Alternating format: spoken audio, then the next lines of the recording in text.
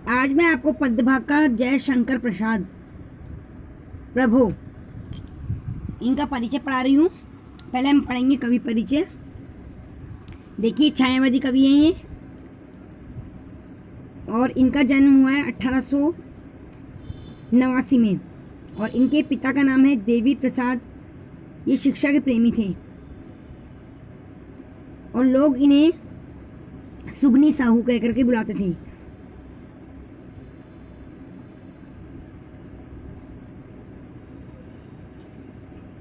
शिक्षा इन्होंने देखिए क्वींस कॉलेज से प्राप्त की।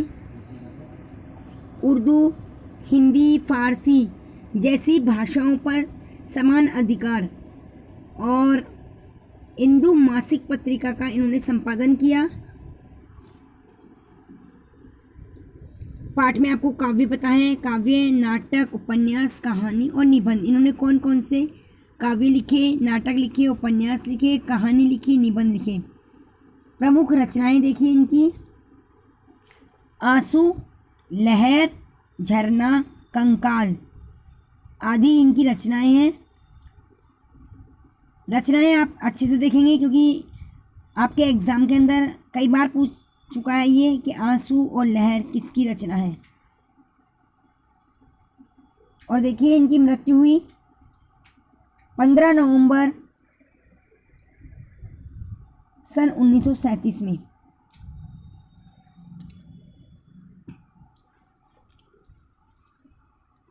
इस तरह से इनका कवि परिचय हुआ। पाठ का परिचय देखिए। पाठ का परिचय पढ़ाने का मतलब ये होता है कि पूरे पाठ का सार आ जाता है। देखिए, जय शंकर प्रसाद की जो आपको प्रभु कविता दिखाई दे रही है, उनके स्फुटक कविताओं के संग्रह कानन कुसुम से ली गई है। ये कहाँ से ली गई है? कानन कुसुम से। ईश्वर की स्मृति करते हुए कवि ने उसकी सर्वव्यापकता, सौंदर्यता, शक्तिमत्ता का गुणगान किया है। कवि को प्रकृति के प्रत्येक उपादान में ईश्वर का अनंत प्रसार दृष्टिगत होता है। चंद्र किरणें ईश्वरीय प्रकाश को व्यक्त करती है। सागर की उताल किरणें उसकी स्तुति करती है। चंद्रिका उसकी मुस्कान को, नदियों का कलकल निनाद को बताता है।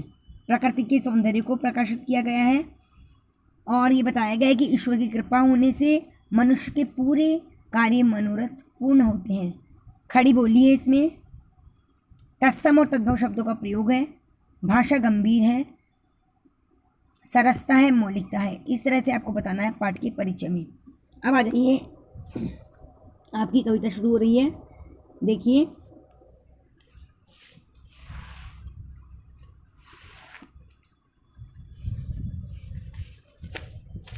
विमल इंदु की विशाल किरणें प्रकाश तेरा बता रही है। अनंत अनादि तेरी अनंत माया जगत को लीला दिखा रही है। पहले आप प्रसंग लिखेंगे कि प्रस्तुत काव्य हमारी पाठ्य पुस्तक का नाम कवि जय शंकर प्रसाद की कविता प्रभु से ली गई है और कवि प्रकृति के दृश्यों में ईश्वर के दर्शन के बारे में बता रहे हैं। व्याख्या क्या करेंगे? कवि कहता है, हे प्रभु, भगवान को संबोधित किया गया है। कोई नहीं जानता कि आपका अविभाव्य कब हुआ, जन्म मतलब आपकी उत्पत्ति कब हुई, कोई नहीं जानता। ये चंद्रमा से छिटक रही स्वच्छ किरणें, तुम्हारे प्रकाश की जो किरणें हैं वो ही आपके बारे में बता रही हैं। विमल इंदु की विशाल किरणें प्रकाश तेरा बता रही हैं। अनादि तेरी अनंत माया, यानी तेरी माया है अनादि अनंत, जिसकी कोई भी सीमा नहीं है और जगत को लीला दिखा रही है। और ये जो सारा चक्र चल रहा है, जगत की लीलाएं हैं, ये सारा आपके बारे में बता रही हैं। फिर देखिए, प्रसार तेरी दया का कितना, ये देखना है तो देखी सागर। कवि कहता है, अगर तेरी प्रसार को, तेरे फैलाव को, तेरे विस्तार को देखना है तो हमें सागर को देखना चाहिए। कितना विशाल सागर होता है। तेरी प्रशंसा का राग प्यारे तरंग मालाएं गा रही हैं। जो सागर में निरंतर जो लहरें उठती हैं वो अपनी ध्वनि से तेरी प्रशंसा के गीत को गा रही हैं। फिर देखिए, तुम्हारा स्मृत हो जिसे निरखना, वो देख सकता है चंद्रिका को। स्मित यानी मुस्कुराना। कवि कहता है कि अगर तुम्हारा मुस्कुराना किसी को देखना है तो चांदनी, चंद्रमा की शीतलता है, चांदनी है, उसको देख के पता लगा सकता है। तुम्हारे हंसने की धुन में नदियां निनाद करती ही जा रही हैं। और जैसे नदियों की कलकल सुनाई देती है तो ऐसा लगता है जैसे ईश्वर हमारे साथ साथ हंस रहा है, अर्थात इस बात की अनुभूति होती है कि ईश्वर हमारे साथ है। विशाल मंदिर की यामिनी में जिसे देखना हो दीपमाला, तो तारका गण की ज्योति उसका पता अनूठा बता रही है। कवि कहता है कि यदि हमें भगवान के बारे में पता लगाना है कि ईश्वर कहाँ है, तो आप उस यामिनी को देखिए, रात को देखिए, और रात में जो टिमटिमाते तारों को देखिए। जो तारे गण हैं, तारों का जो समूह है, वो जब टिमटिमाता है तो ये हमें ईश्वर की एक अनूठे पते के बारे में बताता है। प्रभु संबोधन किया गया है इसमें ईश्वर को। प्रेममय प्रकाश तुम हो, प्रकृति पद्मिनी के अंशुमाली, असीम उपवन के तुम हो माली। धरा बराबर बता रही है कि आपकी छटा को, आपके रूप को, आपके सौंदर्य को ये प्रकृति प्रसन्न होकर के, उपवन है, बाग बगीचे हैं, जब हम इनको देख रहे हैं कि कितने प्रसन्न हैं, कितने हरियाली छाई हुई है, तो ये आपकी प्राकृत्य को बता रही है।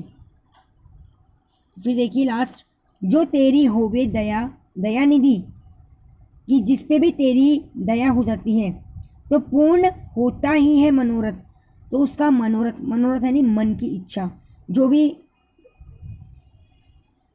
हमारे मन में इच्छा होती है वो ज़रूर से पूरी होती है।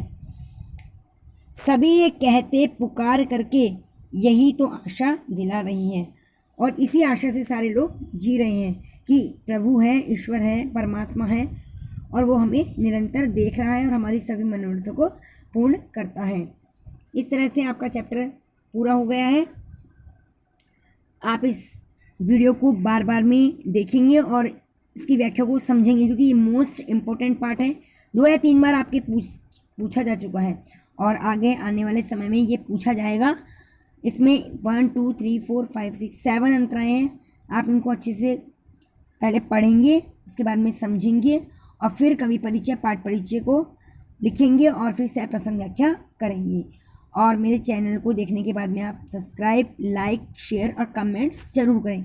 बच्चों, आपको जो भी वीडियो भेजी जा रही है उसे आप देख करके लाइक, शेयर, कमेंट्स, सब्सक्राइब जरूर करें, क्योंकि हमें पता लग जाता है आप हमारी वीडियो को देख रहे हैं या नहीं देख रहे हैं। और जो बेचारे बच्चे जो नए आए हैं उन्हें भी आप बताएं, उनका सपोर्ट करें ताकि वो आपके बराबर हो जाए। ओके।